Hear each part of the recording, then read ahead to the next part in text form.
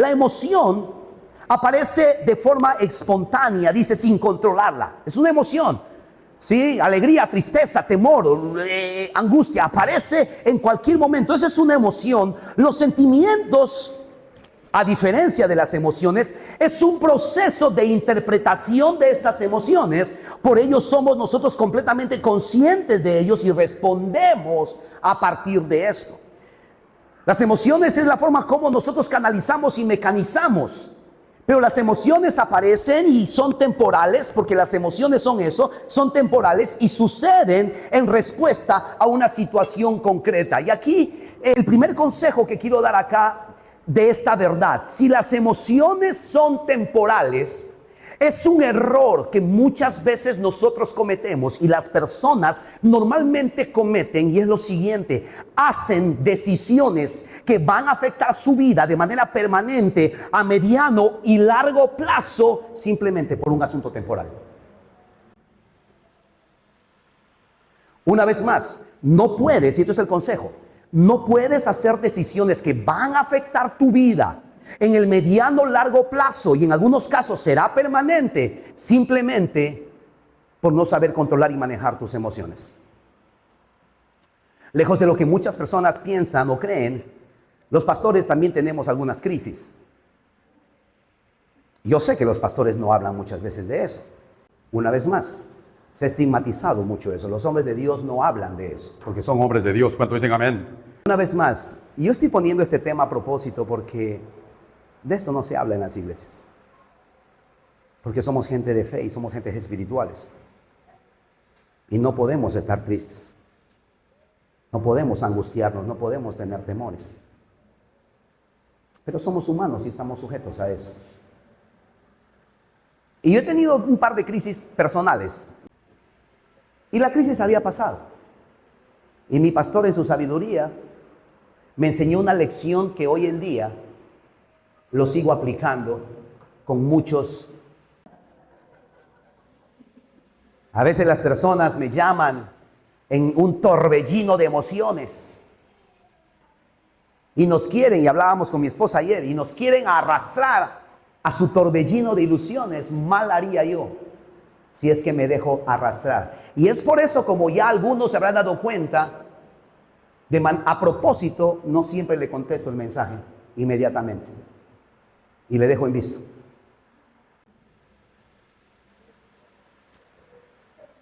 Ahorita, pastor, necesito hacer una decisión.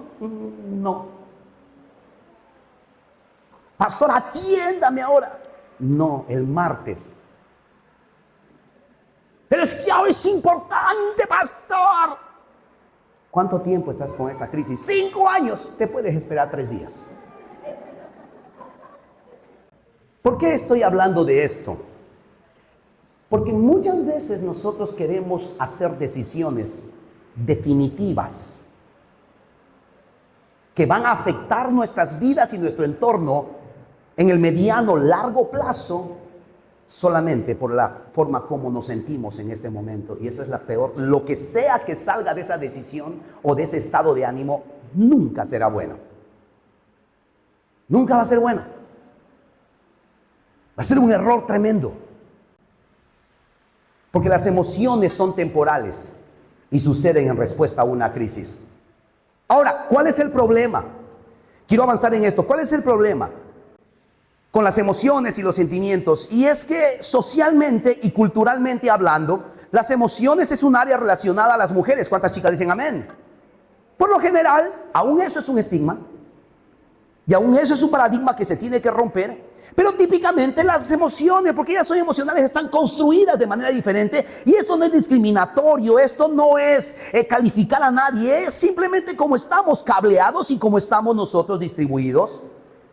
Los hombres no tenemos tiempo ni espacio en nuestra agenda para hablar de esas cosas. ¿Cuántos hombres dicen amén? Seamos honestos, los hombres no hablamos de nuestros sentimientos. ¿De qué hablamos los hombres? Los hombres hablamos de qué? De Hulbo. Hablamos de las MMA, hablamos de política, hablamos de negocios, hablamos de chicas. ¿Cuántos dicen amén? Ay, de miedo. Amén, amén. Sí, también hablamos de chicas. Pero no. James dice, no. No, amén, dice James. Pero no hablamos de nuestros sentimientos. Las chicas sí son más lindas para esto. Ellas son empáticas. Ellas quieren saber cómo te sientes, cómo ha estado tu día, ¿cierto? Si se han portado bien contigo, si han sido malos contigo, y la envidiosa de tu compañera si te sigue haciendo la vida imposible. Pero eso lo hablamos por fuera del contexto de la iglesia. No lo traemos a la iglesia. ¿Por qué? Porque ese es otro problema. Y es que espiritualmente hablando, las emociones están relacionados a la carnalidad. Está relacionado a la inmadurez espiritual. ¿Cómo es eso que vas a estar llorando? ¿Cómo es eso que vas a estar triste? Crezca, madure en la fe, lea más Biblia. Vas a la iglesia, estás triste, pero tú vas a la iglesia. No tienes derecho, no lo dicen así, pero en cierta forma es no tienes derecho a estar triste, angustiado, porque tú vas a la iglesia. ¿A cuánto les han dicho eso? Porque equivocadamente hemos separado lo emocional de nuestra vida espiritual, y lo emocional va a determinar, a afectar para bien o para mal nuestra vida espiritual.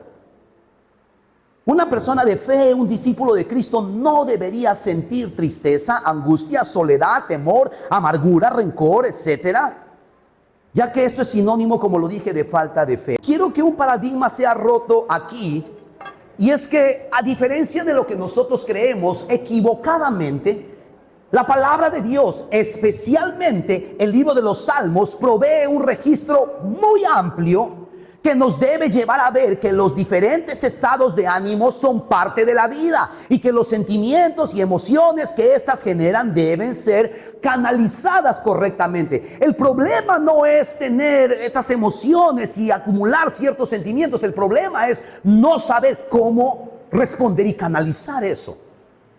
El problema no es estar triste, el problema es quedarnos en esa tristeza que nos va a llevar a una tristeza profunda, que nos va a llevar a la depresión. Ese es el problema.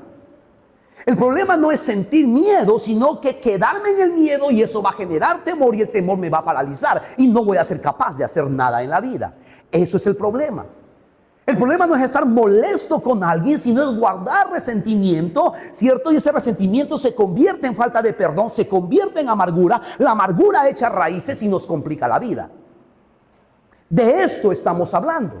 Y el salmista nos da un registro bastante amplio, suficiente, creo yo, por lo menos los que vamos a leer, de que las emociones, los sentimientos son parte de la vida y tenemos que aprender a canalizarlo. Miren lo que dice Salmo 100, versículo 1 y 2. Aclamen con alegría al Señor, habitantes de toda la tierra. Adoren al Señor, ¿cómo dice? Con gozo, vengan ante Él cantando con alegría. Ahora ya usted entiende por qué es que en la iglesia, cuando usted viene a adorar, muchas personas me han dicho, pero ¿qué es esta gente tan loca? ¿Por qué se ríen? ¿Por qué aplauden? Porque nuestro Dios está vivo, Él es bueno. Y aunque de pronto no estamos bien hoy día y las cosas están complicadas, alabamos al Señor cuando las cosas van bien. Le alabamos al Señor cuando las cosas van mal. Pero le alabamos con la esperanza de que mañana va a ser un día diferente. Yo no tengo que venir a la iglesia con cara triste, cara de palo, triste ahí. Venimos a celebrar al Señor. Y las canciones por eso son alegres. Las canciones y el ánimo siempre es de celebración, de júbilo, porque es lo que dice la palabra de Dios. Yo no sé en qué momento de la historia de la iglesia nos han dicho que la iglesia tenemos que venir tristes. Y tenemos que estar todos así solemnes, ¿cierto? Sonríe, hermano, es gratis. Gócese. Y si su problema no se soluciona aquí, en el cielo se soluciona de todas maneras. Amén. Venga al Señor con alegría. Y estos son estados de ánimos. Yo me peleo con la gente que me dice, Es que esa alabanza es muy sentimental, emocional. por supuesto. Se supone que debería ser sentimental. Si quiere llorar, llore. Si quiere reír, ría. Si quiere estar serio, su problema. Pero el Señor nos invita a que le aclamemos a Él con alegría. Gozo, dice la Reina Valera. Alegría. Salmo 118, 5, 6. Y solamente quiero resaltar emociones. Quiero resaltar emociones aquí. Y usted lea, mire, el libro de los Salmos es un registro. No, es que esa gente era muy espiritual, pero era muy humana. Hombres de Dios, muchos de ellos están en la galería de los héroes de la fe, pero eran muy humanos. Y amaban a Dios y fueron usados por Dios. Y los salmistas, que es un compilado de muchos escritores, hombres de Dios, está lleno de esto. Dice el Salmo 118, 5, 6, dice: en mi angustia oré al Señor, y el Señor me respondió, ¿y qué? Y me liberó. El Señor está de mi parte, por lo tanto, no temeré. ¿Cuántos aquí han estado angustiados en alguna vez en su vida? ¿Cuántos están angustiados de que mañana le van a venir a cobrar y no sabe con qué va a pagar? Ok, el problema no es que usted esté angustiado. El problema es que usted tiene que recordar que el Señor está de tu lado. ¿Sí me dejo entender? O sea, el estar angustiado y el expresar, eso no es el problema. El problema es que tú puedas recordar que el Señor está de tu lado. ¿Qué te puede hacer un simple mortal? Ya, ok, te vine a cobrar a ese personaje que le has pedido plata. Te vine a cobrar ya. Ok, ¿qué te va a hacer? ¿Qué te va a hacer? Ya, te metió tu lapo, ya. ¿Y qué más? ¿Qué te va a hacer? Te va a amenazar. Va a tirar tu venta, ya, ok. ¿Y? Pero a veces nos angustiamos de tal manera que quedamos paralizados. Sepa algo, Dios está de su parte. Y si el Señor está de su parte, ¿por qué teme? ¿Cuál es el problema? ¿Cuál es el temor? Salmos 37. Y aquí hay una serie de emociones y de sentimientos. No te inquietes a causa de los malvados, ni tengas envidia de los que hacen lo malo. Deleítate en el Señor. Salmo 37 dice así: deleítate en el Señor y Él te concederá los deseos de tu corazón. No te inquietes, una vez más, por la gente mala que prospera, ni te preocupes por sus perversas maquinaciones. Ya no sigas enojado, deja a un lado tu ira, no pierdas los estribos, que eso únicamente te causa daño. Yo por lo menos veo aquí 8 sentimientos, emociones. Veo aquí inquietud, veo aquí deleite, veo otra vez inquietud, preocupación, enojo, ira, pérdida de los estribos. ¿Cuántos nos identificamos con este salmista? Pero la Biblia es clara cuando dice: ¿sabes qué? No te inquietes de los malvados cuando les va bien. Deja de envidiar. Estás fijándote del otro que y yo voy a la iglesia y a él le va bien. Yo le temo al Señor y a él le asciende. ¿Y eso qué te importa? Deja de mirar a tu costado. Deja de estar inquieto por cómo la gente vive. La palabra de Dios también nos dice en Proverbios que tus ojos miren a lo que tienes delante. Deja de mirar al que está a tu costado. Deja de compararte. Por el contrario, dice: deleítate en el Señor y Él te concederá las peticiones de tu corazón. Mirando y envidiando al que está a tu costado no va a cambiar tu realidad.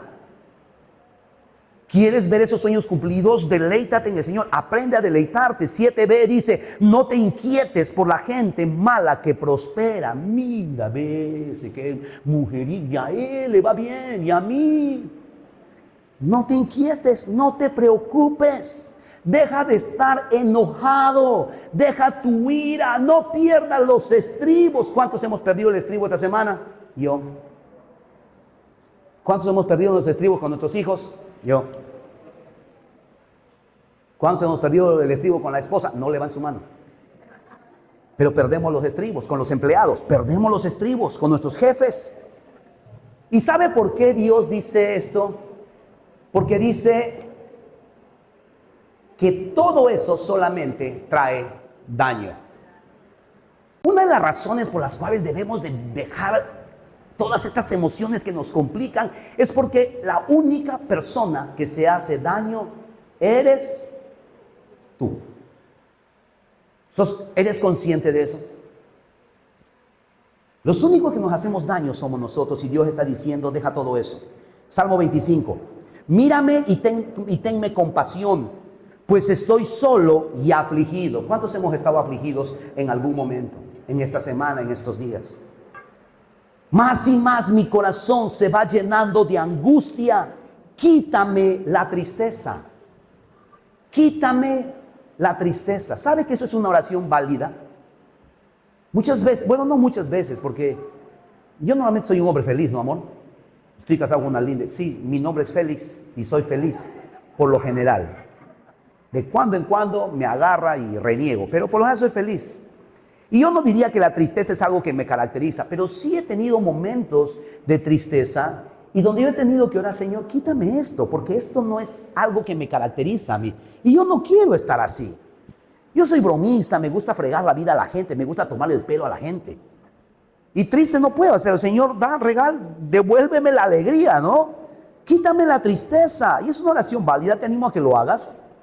Toma en cuenta que me encuentro afligido, decía el salmista, y con problemas. ¿Cuántos se identifican con ese salmo? Perdona todos mis pecados. Salmo 35.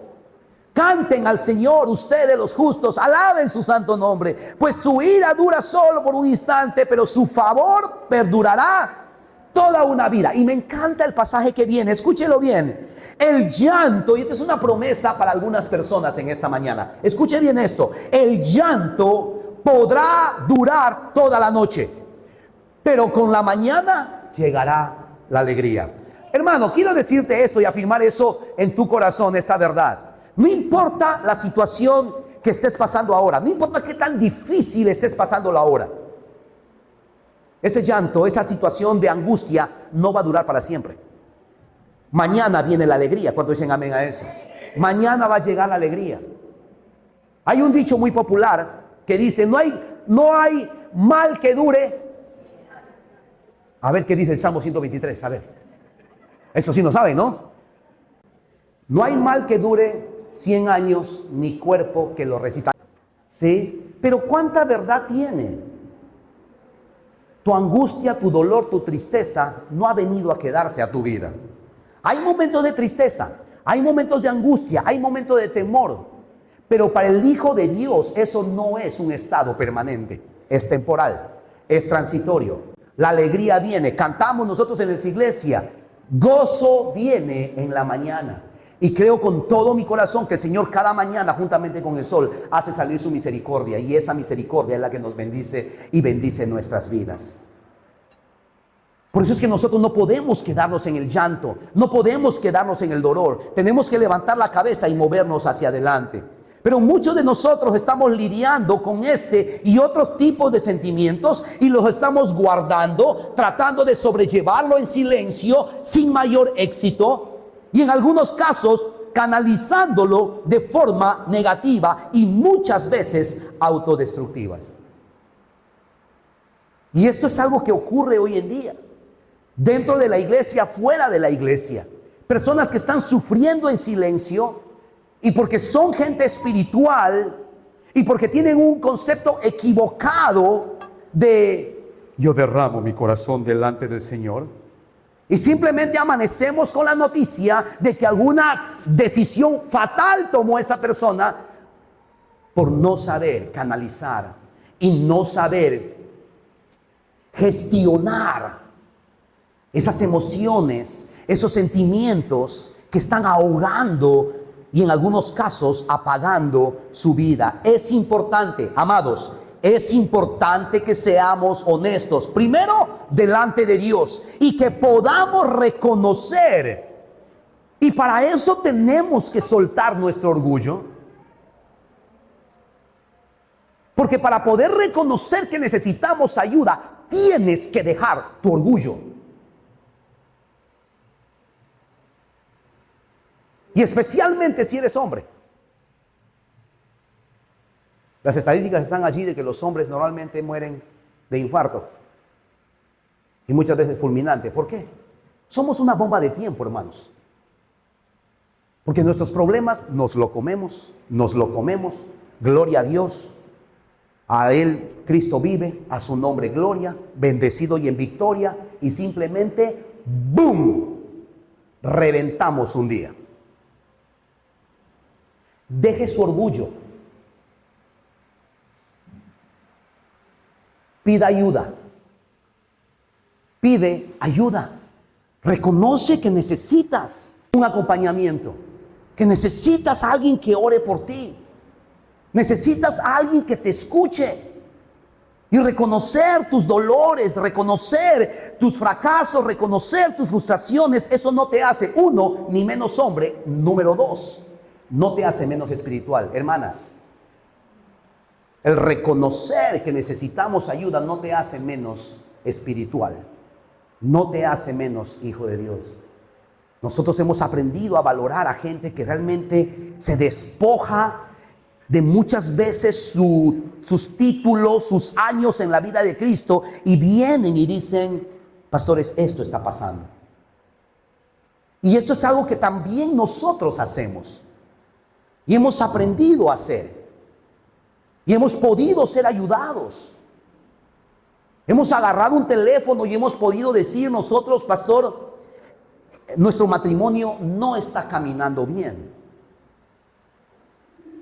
Podemos hablar.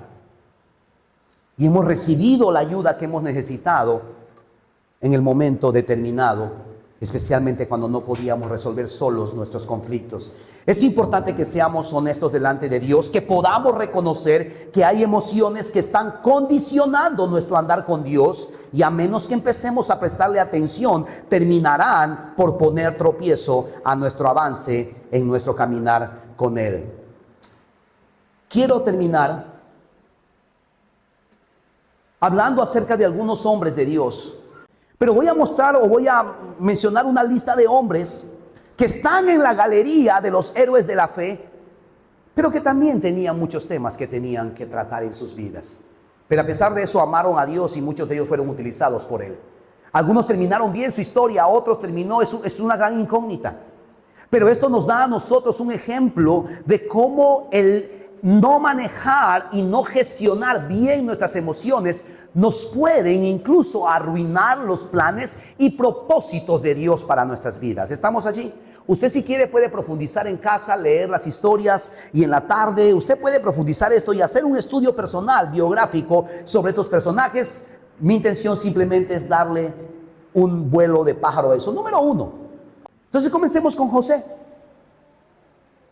Y el capítulo, por ejemplo, se puede llamar Entre el resentimiento y la falta de perdón. ¿Por qué hablo de José en estos términos? Porque usted conoce la historia de José. José era uno de los hijos, si no el antepenúltimo, de Jacob. Este José tenía todos los motivos para estar resentido y odiar a todo el mundo. Para comenzar, fue vendido por sus hermanos, y ni hablemos de que el tipo sufrió bullying, porque dice que era el más preferido de todos y era hasta un poquitito como delicado, ¿cierto? Y se vestía todo raro, y al tipo de qué no le decían. Pero José fue bulleado posiblemente, odiado por sus hermanos, lo vendieron. Estando en Egipto fue acusado injustamente por sus empleadores. ¿Cuál fue la acusación? Quererse propasarse con la jefa, ¿cierto? Y el tipo lo cogieron, lo metieron en la cárcel. En la cárcel, a duras penas, seguía manteniendo una actitud positiva frente a la vida, sirviendo al administrador de la cárcel y haciendo favores a cuanto amigo tenía. Los amigos en la cárcel que habían salido lo terminan traicionando. En cierta forma, José estaba en este punto de su vida pensando: Señor, y esto solamente le pasa a José, no le pasa a usted. Señor, yo hago bien todas las cosas y me va mal. Y él tuvo que hacer una decisión, porque usted conoce la historia. Dios lo sacó de ese lugar, lo puso en el segundo lugar de importancia del imperio de Egipto. Después del faraón venía José, y él tuvo la oportunidad, cuando sus hermanos vinieron por una hambruna, vinieron sus hermanos a pedir comida, y él tuvo la oportunidad de decir: ahora me las pagan. ¿Cuántos no estamos orando que llegue esa oportunidad? Aleluya. Ese que te hacía la vida imposible en tu trabajo, ahora tú tienes un file en tu mesa. Aleluya. Por no darme mi cerumen, hijitos, me ha querido mandar al Datén de Marañón. Ahora me voy a vengar. Bueno, José tuvo una decisión, y él tomó la decisión de perdonar y no guardar resentimiento. Él tuvo que hacer la decisión de perdonar y no permitir, escúchelo bien, que estos sentimientos, dolor, resentimiento, ¿cierto?, aunque justificada, arruinen lo que Dios quería hacer en su vida y a través de él. Sepa algo, la falta de perdón, el resentimiento, es un freno para que Dios te use y para que tú puedas cumplir el propósito de Dios en tu vida. Mira, hermanos, el resentimiento, la falta de perdón que lleva al resentimiento y el resentimiento que nos lleva a la amargura, a los únicos que nos hace daño es a nosotros. Yo siempre digo que la falta de perdón es como tomar veneno y esperar que el otro se muera. Los únicos que vamos a ser perjudicados somos nosotros. El perdonar no es una opción. Es un deber que nosotros tenemos en principio delante de Dios y en segundo lugar para con nosotros mismos y también para nuestro prójimo. Nuestra responsabilidad es extender perdón independientemente cuántas veces nos fallen y cuántas veces nos ofendan. Pero tú como José tienes la oportunidad de vivir entre el resentimiento o la falta de perdón o el perdón. Número 2, Moisés. Y el título o subtítulo de la historia de Moisés podría ser la ira asesina. ¿Cuántos sabemos que Moisés fue un héroe nacional? Para los judíos tenían serios problemas con la ira, aunque era un héroe, pero tenía serios problemas con la ira. Usted conoce su historia, mató al Egipto, rompió las tablas de la ley. Y una vez más, él pudo haber tenido justificaciones, porque después de haber estado caminando con esa gente, haberle servido, baja con la revelación de Dios, se encuentra, mejor dicho, el becerro de oro y la gente en parranda, en fiesta. Moisés pensando, no puede ser, a este tipo le he dado consejerías 2 años, ha estado en hombres responsables y ahora me sale con esta burrada. ¡Pra! Bueno, eso fue lo que hizo Moisés. ¿Puede tener justificación? Sí. Como muchos de nosotros nos justificamos. Es que, pastor, es que mi ira ha sido una ira santa. Ajá. Justifíquese. Nada puede justificar su ira, su mal genio. Nada puede justificar que usted le meta una cachetada a sus hijos, o que le jale los pelos, o que le tire la comida al esposo o a la esposa, o rompa el plato, o le meta una patada al televisor, o le tire en la pared el celular y el celular estalle, o como me pasó a mí ayer, que tire la puerta del carro. Todo eso es violencia y todo eso solamente refleja de que hay un problema de ira que hay en tu corazón y que necesita ser tratado. Porque si no lo tratas, eso no solamente te va a dañar a ti, sino que va a dañar a todas las personas que amas. Si tienes por costumbre reventar, estallar, tirar cosas a la gente, soluciona este tema. Y en el caso de la ira, la Biblia no nos dice que la manejemos, dice que la desterremos. Dice que desechemos la ira, que es un pecado. Es que mi hijo es un conchudo, pastor. No te da derecho. No es correcto, no está bien. A Moisés le dijeron, golpea la roca. Y Moisés estaba tan molesto con el pueblo que ¡papa! Se cree que a causa de esto, Moisés le costó no entrar a la tierra prometida. ¿Sabe? La ira puede arruinar los sueños y los planes de Dios para tu vida. No estoy diciendo que Dios te va a dejar de amar, porque el amor de Dios es incondicional. Estamos allí, pero las promesas y las bendiciones de Dios sí están condicionadas. Y yo he visto en mi vida cómo la ira ha arruinado no solamente a hombres y mujeres, ha arruinado matrimonios, ha arruinado relaciones y por supuesto ha arruinado ministerios. Número 3, Elías. Elías lidiando con la depresión. De este tema no se habla mucho en la iglesia y es muy delicado hablarlo porque es un tema que sí requiere un acercamiento diferente, pero la depresión, eso es algo que no podemos taparnos los ojos en la iglesia. Es algo real, es algo que está ocurriendo y es algo presente, no solamente en la vida del mundano pastor, pero también en la vida de los hijos de Dios. Elías es un ejemplo de eso. Elías, el profeta que oró y fuego cayó del cielo. ¿Cuántos quieren la unción de Elías? Pero nadie quiere los problemas de Elías. Elías se cree que él lidiaba, era una persona, su personalidad, su diseño, era una persona que lidiaba mucho con la depresión. Retó y derrotó a 400 sacerdotes de Baal, pero se sentía solo al pensar que era el único que había sido fiel a Dios. Huyó cuando supo que querían matarlo y pidió a Dios que lo mate. Esto es una forma de suicidio, pero con la ayuda de Dios. Y es triste muchas veces que algunos cristianos, justificando su deseo de morir, dicen: Señor, llévame. Ay, qué lindo suena. Llévame. ¿Por qué mejor no te armas de valor y enfrentas las situaciones? Sana lo que tienes que sanar. Los problemas se han hecho para enfrentarlos, no para huir de ellos. Y ni le pidas ayuda de Dios creyendo de que eso te hace espiritual o que esa es una petición que Dios va a escuchar. Elías, en cierta forma, estaba buscando el suicidio, pero asistido. Y nada más y nada menos que la ayuda de Dios. Lea esa historia en 1 Reyes, capítulo 19, 3 y 4. Ahora, una vez más, esto hay mucha tela que cortar aquí. He encontrado este estudio. Vale la pena que usted lo pueda tener a la mano, ¿ok?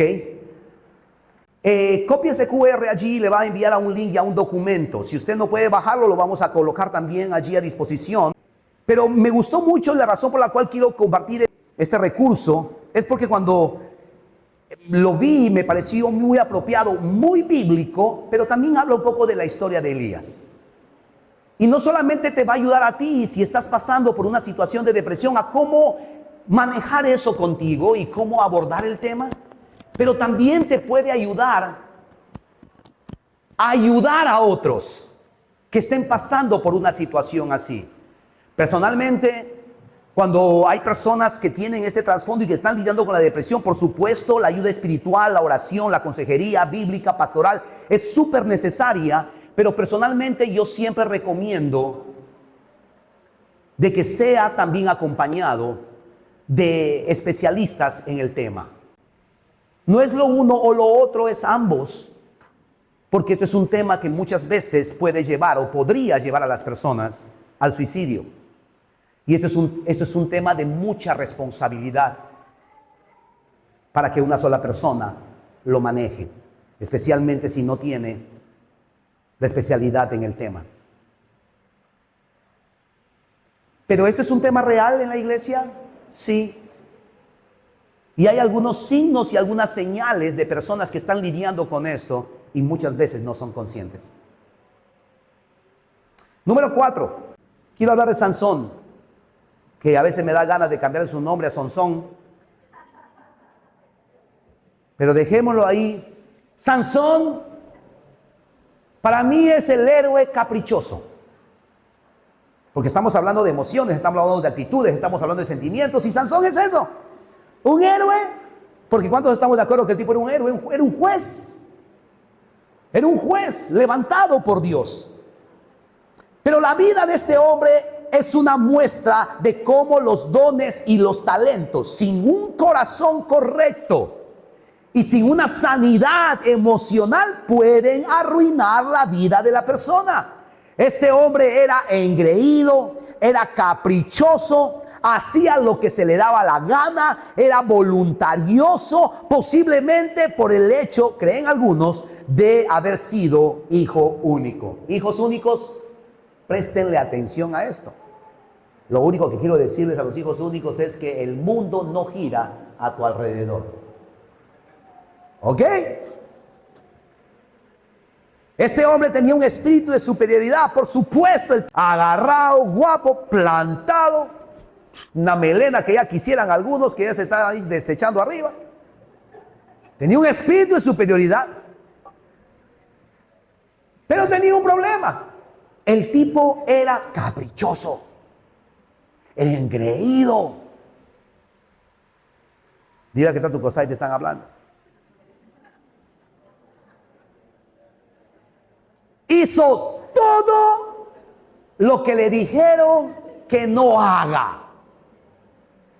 Le dijeron que no tome ni sidra ni uva. ¿Y qué hizo? Tomó sidra, tomó uva. El tipo hizo lo que quiso. Le dijeron que no podía comer, ni tocar muertos, ni cadáveres. ¿Qué hizo? Mató a un oso, mató a un león. Salió una miel y el tipo, talalán.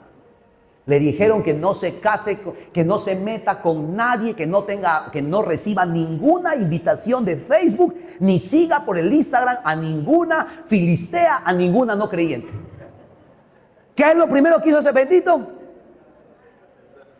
Lo que haces tú, aceptar a la filistea, seguirle en su Instagram, tuitearle, mandarle memes. Y se casó con gente que supuestamente no debía haberse casado. Le dijeron que no podía cortar su pelo. ¿Y qué es lo que hizo? Lo que se le dio la gana. Un héroe caprichoso, ¿sabe? El engreimiento y el capricho te puede salir caro. Deje esa actitud de engreído, de engreída, de caprichoso, de voluntarioso. Y obviamente eso es un tema de dolor. Sane eso. Y no permita que eso arruine sus planes para sus vidas, los planes de Dios para tu vida. Número 5, voy terminando. Jeremías. Yo a Jeremías le llamo el pobrecito. Jeremías el pobrecito. Hay que tenerle pena a Jeremías. ¿Conoce gente así? Te hablan, ya te dan pena. Siempre todo el mundo le mira mal, nadie le quiere. Ha tenido una infancia difícil. Su familia le odia, sus hermanas les envidian, en su trabajo todas son envidiosas, ¿cierto? Nadie, sí, o sea, terrible. ¿Conoce gente así? Jeremías. Jeremías el pobrecito, con un espíritu de autoconmiseración, tenía muchas dudas en cuanto a su llamado, tenía dudas en cuanto a su propósito, tenía dudas en cuanto a la capacidad que Dios había puesto en su vida para llevar a cabo su tarea. La opinión que tenía de sí mismo era muy baja. Él decía cosas como: soy muy joven, nadie me va a hacer caso, soy de Iquitos, estudié en colegio estatal. Sí me dejo entender, pobrecito de mí, mi cara, mi apellido, mi pelo. Hermano, nadie te tiene pena. ¿Sí? Deje de hacerse la víctima. Usted no es una víctima. Usted tiene todo lo necesario para llevar adelante la tarea que Dios le ha dado. Tienes todo lo necesario, tienes todas las capacidades, y las que no tienes, Dios te las puede dar. Pero no puedes tú estar por la vida dando pena. No puedes estar dando pena. No puedes dar pena porque nadie te ha ayudado, nadie te ha dado oportunidad. Ay, soy mamá luchona, pobrecita de mí, necesito un hombre para que me ayude, ¿cierto? No eres pobrecito, no eres pobrecita. Salte de eso en el nombre de Jesús. Por último, Jonás. Termino con este. ¿Este les va a gustar o no? Jonás es el evangelista amargado. Este hombre es un ejemplo de cómo el resentimiento y la falta de perdón puede arruinar la vida de una persona y dañar el propósito de Dios en su vida. Usted conoce la historia de Jonás, ¿no? Dios le dijo: vaya a predicar a Nínive. Allá hay pueblo, si tú les predicas, yo no los voy a destruir. Los ninivitas eran enemigos del pueblo de Israel, habían hecho desastres en el pasado y había un resentimiento contra los ninivitas. Jonás dijo: no, yo ¿por qué voy a predicarles a los ninivitas? Esa mujer es malvada. Mi jefa, no, esa mi jefa no le conoce. Mis compañeros, no. Mi vecina, no, ¿qué le voy a predicar? No sabes el daño que me ha hecho. Que vea, que va al infierno. Y Dios está diciendo: vaya y predique a Nínive. Muéstrele mi amor. Y el tipo agarró, se embarcó en una lancha, en un ponguero, y se fue, no a Nínive, no se fue a Panguana, se fue al otro lado. De camino viene una tormenta. Jonás sabía y les dijo a la gente: ¿saben qué? Eso es por mi causa, tírenme al agua.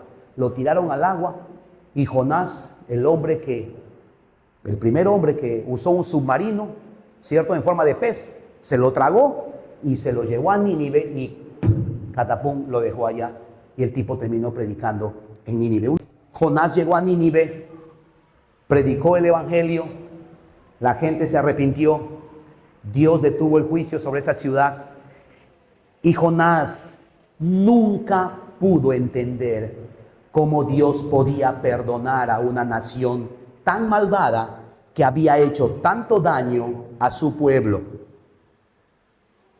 Y hay muchas personas entre nosotros que no pueden entender cómo Dios puede amar a esa persona que te ha hecho tanto daño. Y muchas veces nos resentimos en nuestro corazón y a veces con Dios. Y juzgamos su amor y su misericordia. ¿Sabe? La sangre que Dios derramó, la sangre que Jesucristo derramó para el perdón de tus pecados, es la misma sangre que fue derramada para esa persona que te hizo daño. Y Dios lo ama, como te ama a ti. Jonás nunca pudo entender eso. Es triste la historia de Jonás cómo termina, porque no cierra la historia de Jonás. Él simplemente se queda lamentándose por sus heridas a la sombra de una calabacera.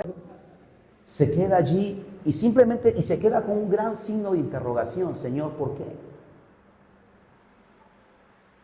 Y muchas veces el resentimiento nos lleva a eso a nosotros. Amados, esto es una muestra de que aún como hombres y mujeres de Dios, no estamos exentos de lidiar con algunas dinámicas que nos complican emocionalmente y que si no son canalizadas de manera correcta, nos pueden llevar a la ruina. La idea de compartir este tema es poder poner sobre la mesa esto y hacerles saber a ustedes como iglesia, este es un área que nosotros como pastores sí estamos preocupados y sí queremos abordar. Y sí nos estamos preparando para poder tener todas las herramientas. Y si no las tenemos en la iglesia, las vamos a buscar por fuera de la iglesia. Y si no las tenemos a la mano, las traeremos. Porque estos son temas que, si bien es cierto, no necesariamente van a afectar nuestra eternidad, porque eso va por otro carril. ¿Sí? Porque si nosotros nos morimos dañados y todos vamos a ir al cielo cuando dicen amén, allá el Señor nos restaura. Pero estamos hablando de que este tema de nuestras emociones, los dolores, los traumas, las situaciones de infancia, las diferentes cosas que afectan nuestras vidas y nos complica emocionalmente, sí nos puede arruinar la vida aquí en la tierra. Y va a condicionar la forma como vivimos aquí en la tierra. Y nosotros creemos y predicamos que Dios es un Dios y el Evangelio es un mensaje que afecta al ser integral.